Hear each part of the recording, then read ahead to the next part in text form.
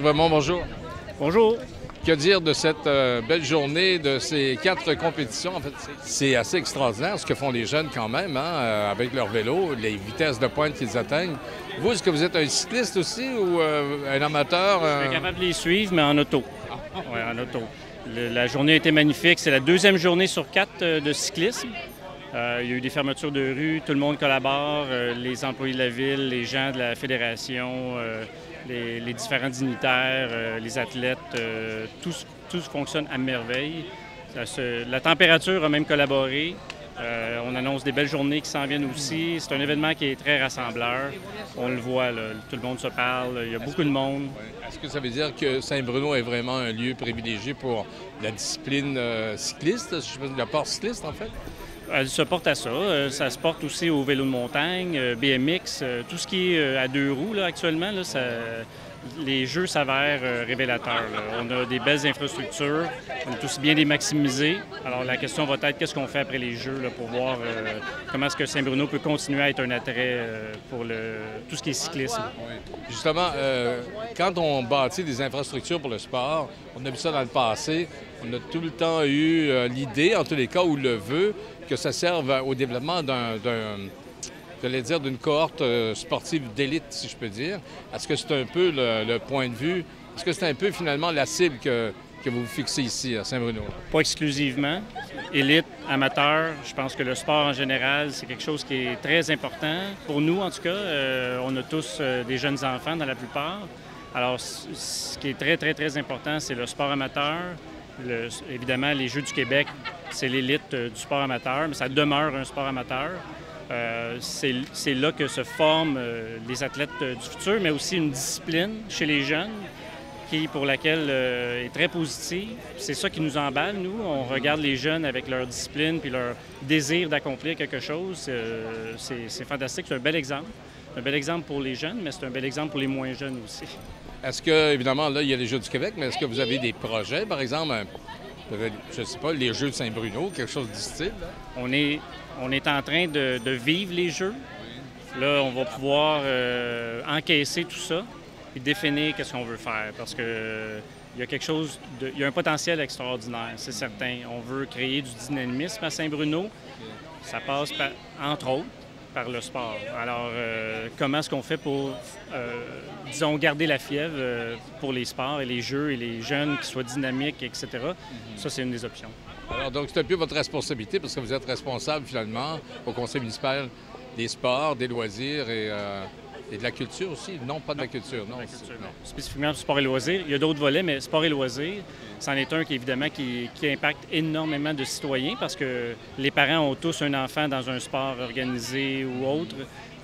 Oui, on a vu ça, d'ailleurs, dans l'assistance. Aujourd'hui, les parents, il y avait beaucoup de parents de ces jeunes cyclistes-là qui créaient, finalement, cette effervescence du public, en fait. Il y a eu énormément de monde aux différentes activités. Ça continue. On n'est qu'à la milieu de la semaine. Actuellement, on a vu plein de gens, et non juste les parents d'athlètes qui viennent de l'extérieur. On a vu beaucoup de Montarvillois qui ont assisté aux différentes épreuves. Je suis persuadé que c'est la même chose dans les autres villes, là où il y a les Jeux, où est-ce qu'il y a des résidents qui ne font que sortir de chez eux et puissent assister parce que tout est gratuit. Ah oui, c'est vraiment fantastique. C'est fantastique sur toute la ligne. C'est de voir aussi l'émergence de la jeunesse dans différentes disciplines sportives également. C'est très inspirant. Bien, merci, puis bien, à une prochaine. Merci. Merci. Merci. Et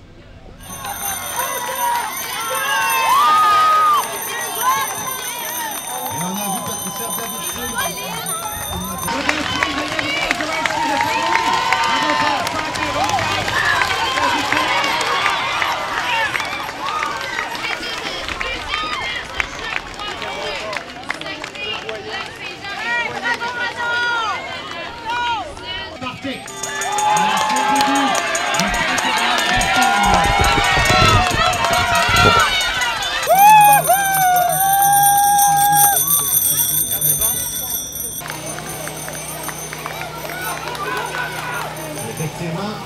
Il y a un problème, je crois qu'il n'y a pas de... Alors, on encourage ces jeunes-là.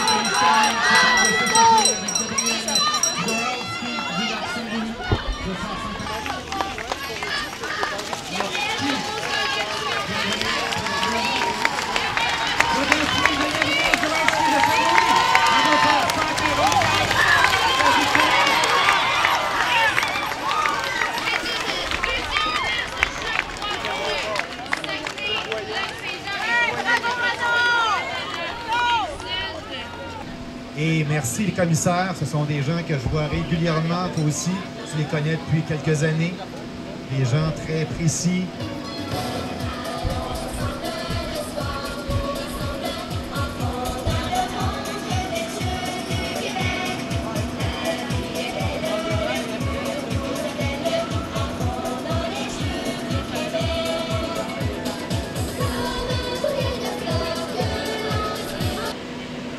Lauréate de la médaille de bronze, représentant de la capitale nationale, Mireille Larose-Gingras.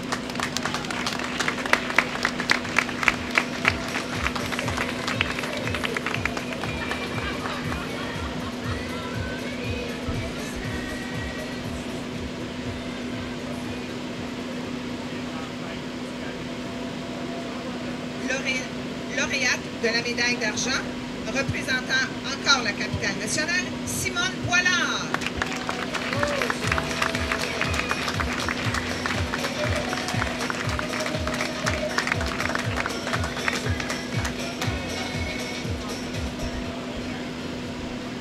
Lauréate de la médaille d'or et représentant la région de la Chaudière-Appalaches, Jeanne Caron.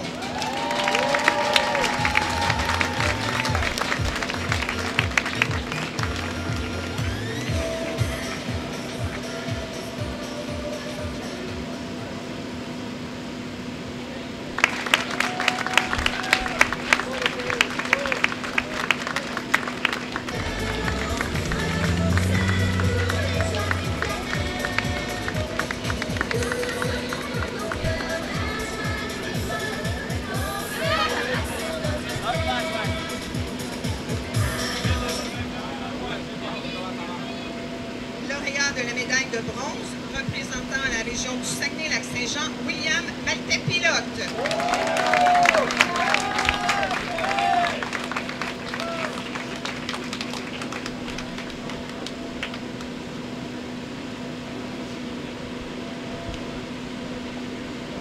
Lauréat de la médaille d'argent, représentant la région de l'Abitibi-Témiscamingue, Philippe Gélina.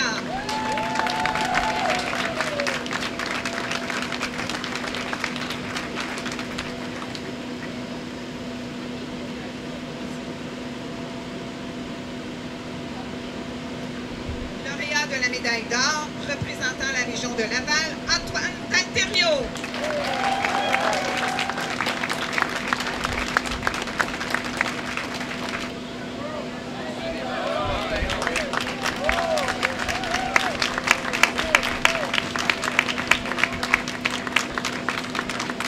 Accueillons les athlètes du critérium féminin, catégorie cadet.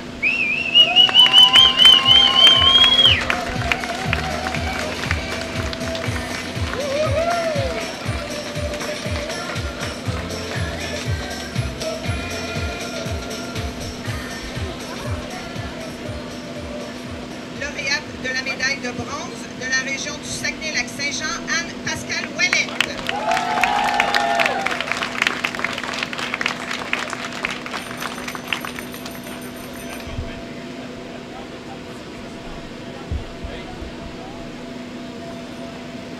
Lauréate de la médaille d'argent, représentant la région de l'Outaouais, Marie-Alexandre Lemire.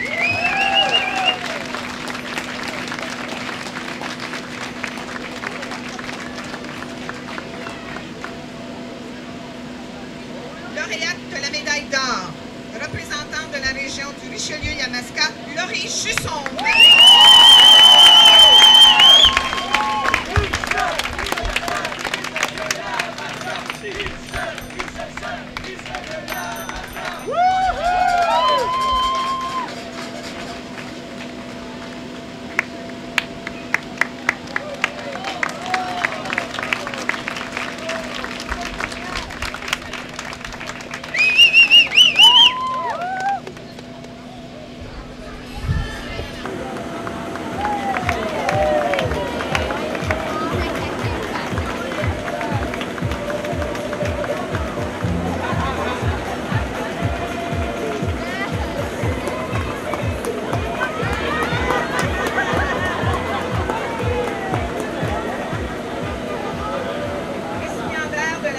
de bronze représentant la région de la Rive-Sud, Alexandre Briand.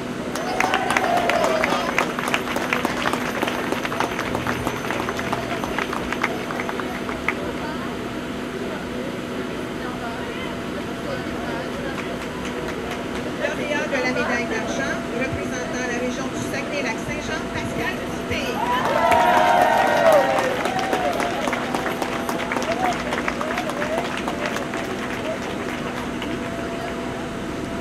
Lauréat de la médaille d'or représentant le lac Saint-Louis, Gabriel Drapeau-Goransky.